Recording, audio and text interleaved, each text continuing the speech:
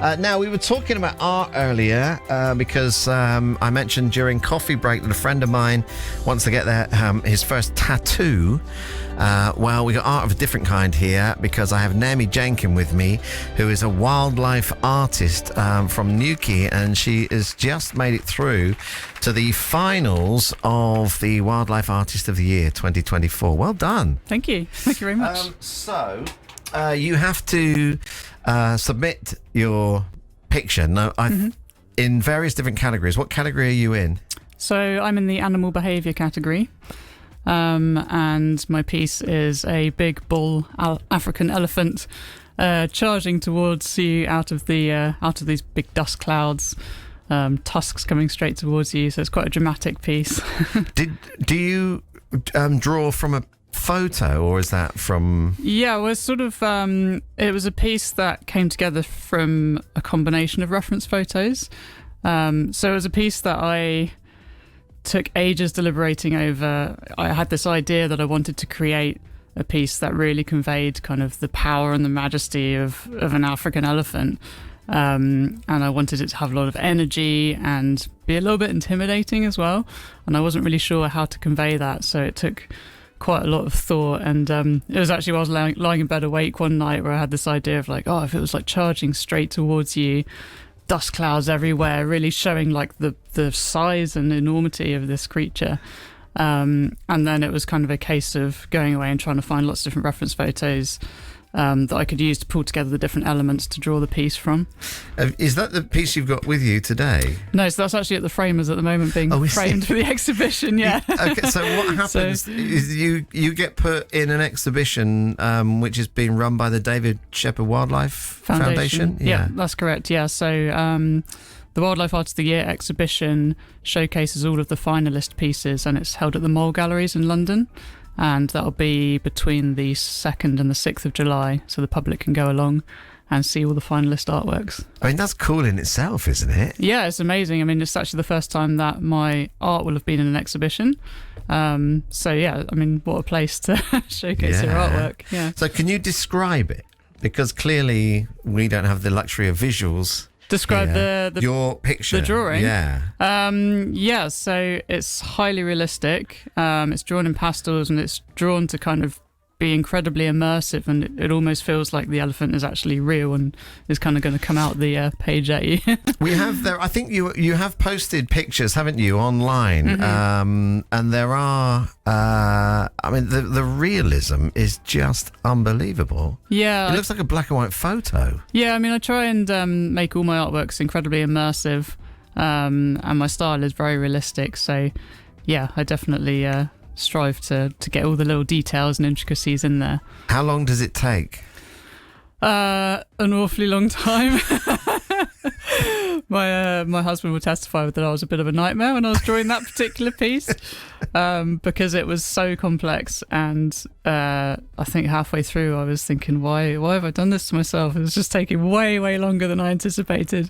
But when it was completed, I was really, really proud of it, and the fact that it's now made it through to Wildlife Artist of the Year is incredibly validating. So there's a lovely little 22-second video that you've put online of you kind of like from the quite close up doing little bits to it, and then the final reveal. Yeah. And you said in that video it's your most challenging piece to date. That's right. Yeah. Why? Just the textures of drawing an elephant. The skin is just, there's so many little knobbly bits, and the texture's just constantly shifting and changing. When you're drawing fur, you have quite a lot of artistic license really with fluffy things, but with an elephant, with all the little wrinkles and everything, each wrinkle is sort of conveying the bone structure and the anatomy of the creature, so you have to get all the directions and contours of everything just right, to actually get the shape of the elephant right, and getting all the textures in there is what really kind of conveys the realism of it all, the way the lighting is, all the different colours and shades. So yeah, there's an awful lot going on, and it's very easy to get lost when you're drawing it as well. Did you do it a few times, or did you sketch it out beforehand before you did the finished article? Yeah, so I do a sketch and then I transfer that, and then it's just a process of building up lots and lots of layers of colour, and each one gets more refined with each layer. It is incredible. People think you're going a bit OTT, but honestly, if you haven't seen this, you need to look at it because the realism is amazing. And not only that, but you do pets as well, don't you? Yeah, I do. Yeah, I do a lot of pet portraits. That's how my art career started out. And I still do a lot of pet portrait commissions. And they're hyper-realistic as well, aren't they? Yeah, and also the thing when I'm drawing people's pets is I spend a lot of time talking to the pet owners, getting a feel for the pet's personality, because that's the most important thing that I try and bring across in their pet portrait is capturing that animal's personality. I think you said you got 3 cats. I have. So each one will have an individual personality, won't they? No two are the same. So it's all about bringing out that in the portrait so that when their owner looks at their pet or the portrait, it is their pet. It's not just a spaniel or a cat, or Yeah, because each pet, even though you could say, oh, I've got a spaniel and next door's also got a spaniel, they're going to be different, aren't they? Totally different. Yeah.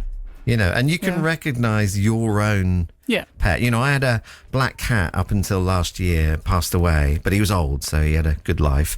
And one of our listeners did a lovely portrait of him, and you could actually see it was him. Yeah. It wasn't just a black cat. It was him. Yeah. Yeah. It's really important, isn't it? Yeah. I mean, look at this one here. Can you explain that one to Yeah, so that's a little terrier called Pip. So she was a Romanian rescue. And she actually came to live with her owners in her later years. So she had just been on the streets in Romania. Oh. And when they brought her over, they sort of said how whenever they took her for walks around the town, she would gravitate towards the restaurants because, back in Romania, she'd been used to having to get her own food. Scavenge and those for are the, food. Those are the places she would go to. So they said it was sort of both endearing and heartbreaking at the same time that, that was what she'd had to do to survive. When you deliver a pet portrait, do people cry? Yeah, I have had people cry. Both with pet portraits and wildlife commissions, actually. Wildlife art commissions, yeah. Yeah, I had a lady, I did a wildlife art commission of 2 tigers earlier this year. And it had been something that she'd been wanting to get for years. And she loved the way that my drawings really captured the emotion in the piece and the connection between the animals. And she had just taken voluntary redundancy from her work, and so she'd had a bit of a, pay packet. And with that, she came to me and commissioned this piece of these 2 tigers. Wow. And she cried when she came to pick it up. It's lovely. Because you do put a lot of your stuff on your socials, don't you? And it's on there, and it's absolutely gorgeous. Yeah. So the question is, have you seen your competition? I've seen some of it, yeah. Yeah. What do you I've been trawling Instagram, seeing who else has made it through. And there are some seriously impressive pieces. So, competition's definitely very stiff. Are we going to be able, if we can't make because it's on for a week, isn't it, in London at the Mall Galleries? Yeah. If we can't make it, are we going to be able to see this online? So the awards ceremony will be, I think they're putting that online so people can stream it as well and see, be a part of that. And then there's also the exhibition will also be run online alongside the physical exhibition. And I think the online one actually launches a few days earlier on the 26th of June, I think it is. Okay. People can actually go on there, buy the artworks. And the actual whole point of the event that the David Shepherd Wildlife Foundation runs each year is to raise money for wildlife conservation. And that's actually a huge part of my work. Most of my wildlife pieces are based on endangered species, and I've done quite a bit of work with various conservation charities to help raise money to support wildlife conservation. Have you entered this before? I did a couple of years ago, but back then there was no actual physical exhibition, it was all online. Right. So the fact that this year it's because a couple of years ago we were... COVID, yeah. So I had an orangutan piece that made it through. But this year, because it's at the Mole Galleries, it's like a little bit very exciting, special. Yeah. So when do you find out? 1st of July. Yeah, I'll be going up to London for the award ceremony. And then they put them on display the next day in the gallery, don't they? Yep. Well, look, congratulations for getting through the final. Thank you. What have you brought in with you? I've actually brought in a few different pieces. 3 different sizes. Which would you like to see first? Whatever you fancy. So these are all unframed. You're going to need to describe them, though, because clearly art on the radio doesn't work amazingly well. Yeah, so if we get it the right way around, first of all. So we'll pop. We can pop a little bit of this online. So this one is a male lion, and it's the realism that just gets me. It looks like a photograph. there you go. So it's a male lion. The photograph I worked from for this one was actually shot by my uncle on a recent trip to Botswana, and it just captures this male lion. And he's got all these battle scars over his face, and he has this really intense stare in his eyes.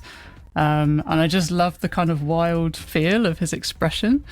So I just really wanted to hone in on that and create a piece that had a bit of intensity behind it. What do you draw with? Pastels. Right. Yeah. So kind of a mixture of pastel sticks and pastel pencils. Right. There's the detail of the fur. Yeah. That must be the bit that takes the longest, surely. You'd like drawing every single hair. Yeah, this piece took quite a few weeks to create. Yeah, I find it quite therapeutic, actually. I just stick on a good audiobook and I'm away. And away you go, just get in the zone and, 8 hours later I'll look up. Incredible. Yeah. I'll tell you what we'll do.